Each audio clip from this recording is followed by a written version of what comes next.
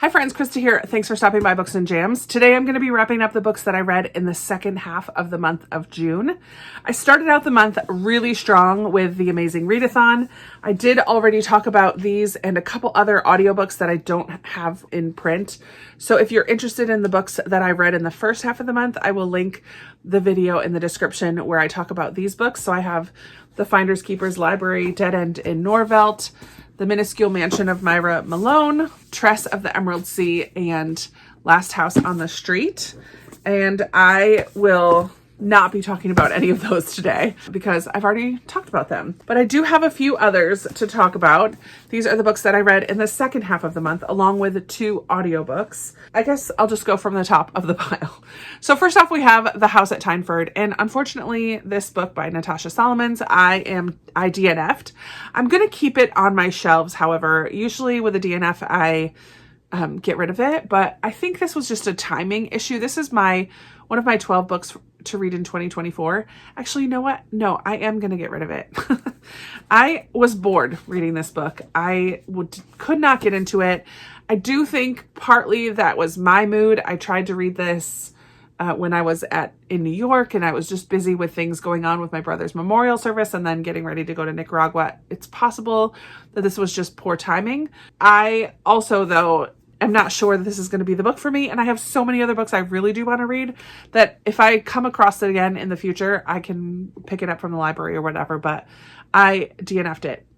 And unfortunately, that's the second book in my 12 and 24. And when I look at my stack, I probably could unhaul more of those like right now. If I was choosing right now, I would get rid of more of those. So we'll see. I might have more DNFs in that stack, which means it's probably time to go through my shelves again. Already. The second book on my stack here is Miss Buncle Married by D.E. Stevenson. I really, really loved Miss Buncle's book, which was the first in this series. This one was cute. It just didn't draw me in as much as the first one. I think I gave this 3 stars.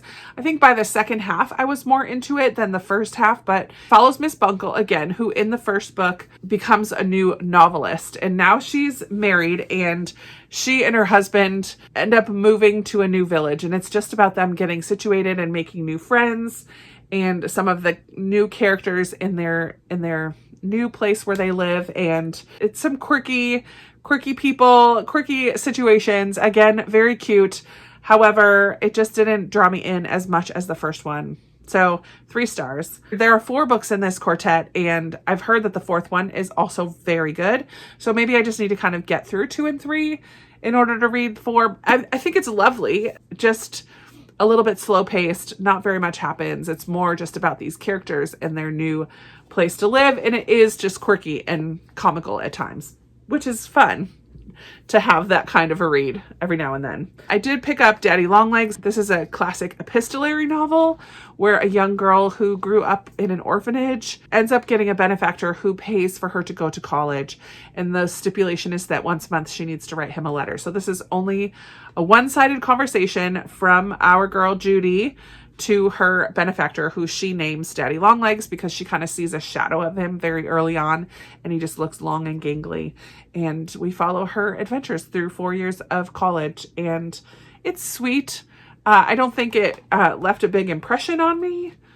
I know there are other books that have kind of in this same vein. I know Catherine Ray has one, Dear Mr. Knightley, that felt very similar to this. Yeah, it was cute, sweet. I'm glad that I read it, but it, again, not incredibly remarkable in any way to me. I think my mood towards the end of the month was very different than my mood at the beginning of the month. We also have Lightfall, The Dark Times. I feel like this is just setting things up for the next one. I really loved book 1 in this series. Book 2, I liked a little bit less. And then this one, I liked even a little bit less than book 2.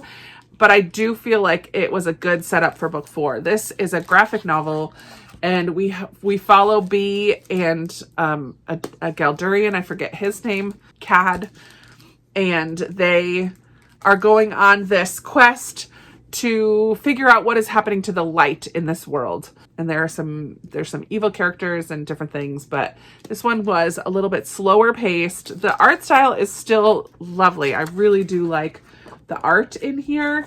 And again, our girl B has anxiety, and I do like how that is represented in the artwork, not necessarily in the words on the page, but in the artwork, which is pretty cool. So it was a good continuation of the story, I suppose, but it did feel like a filler ultimately.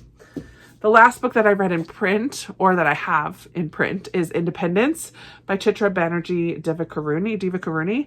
And this one I really loved. This was set in India, and we follow 3 sisters who have very different personalities and different ways of thinking about things. So it's set during the partition of India, when India and Pakistan separate and it stops being a colony of England, 1947. Yeah, I just really was invested in the story of these 3 sisters, and I felt really bad for the youngest sister at different times. She kind of falls in love with the man who loves her middle sister. The oldest sister, this family is a Hindu family, and the oldest sister falls in love with a Muslim man, and that causes a lot of rift in the family. But I felt at times it was a little bit slow paced, but by the end, there was some situations that really ramped up the pacing and the intensity. It just was a deep look at this friendship and what was going on politically at the time. And yeah, it was a short little book, but it did pack a big punch and was a beautiful story. So I did really, really enjoy reading Independence. And then because I had a trip driving up to New York and then driving back, I did listen to 2 books in the car, one going up and one coming back. One of them was The Do-Over by Lynn Painter. This is a YA romance Groundhog Day trope. There we follow a girl who relives Valentine's Day. She has in her mind this perfect idea of a Valentine's Day, and she wants to say I love you to her boyfriend for the first time, but then ends up reliving the day over and over. Some things keep happening on the relived day, and other things are able to change, and so she has to try to figure out why is her day happening over and over. And so it does get a little repetitive, but it takes a really good look at this high school girl whose parents are divorced, and kind of that back and forth, and that relationship that she has with her mom, and the relationship she has with her dad, and their new families, and kind of feeling stuck in the middle. I think it portrays that really well. There is a bit of a romance in here. It is no spice. I think there's only kissing in the book. I thought it was a cute story by Lynn Painter, and I think it was my first by her. So I'm interested in reading more by Lynn Painter, but this one was YA. I don't know if all of her books are YA, but yeah, I enjoyed it. It was a great car read. And then the other book that I read was Going Zero. And at the moment, I'm forgetting who that's by. Going Zero, I heard about first from a listener press episode from the Currently Reading podcast. And then Amanda and Lindsay have read it and both loved it. What Going Zero is a program where it's being beta tested, and they hire 10 people or whatever to go zero, to hide, and using this program and all the technological resources that they can, they're going to try to find these people within 30 days. If the contestants, if you will, last the full 30 days, they get loads of money. So the one person who ends up kind of lasting much longer than they thought is this librarian. And why is she able to thwart the system, if you will? I don't know. So it's just kind of a cool premise, kind of thrillery, I guess, mystery, sci-fi. No, I don't think it's sci-fi. Kind of sci-fi because it's technology, right? But yeah, Going Zero. That was also a very good car read. Very fast-paced, very intense at times. I do think that one had some language that I didn't love, but ultimately, I really enjoyed the story of that one. And that is it. Those are the books that I read during the second half of June. I slowed way down, I think, overall, and didn't read very much at all towards the end of the month, especially. But it was a good month overall. I think there's like 15 or 14, 15, 16 something books. I don't know. Lots of books I read this month. Or last month. And now here we are in July, and it's the 9th, and I've only finished one so far. So definitely slowed down in July, but I just spent a week in Nicaragua, and that is the biggest reason. So Hopefully things will pick back up as I get back into my normal routine. But I would love to hear from you. Have you read any of these books? Do you feel the same about them as me or any differently? I would love to chat about that or anything else you want to talk about in the comments. I'm way behind on comments, but I'm going to work on catching up this week. And that is all from me today. Thanks so much for hanging out, and I'll talk to you in another video very soon. Bye.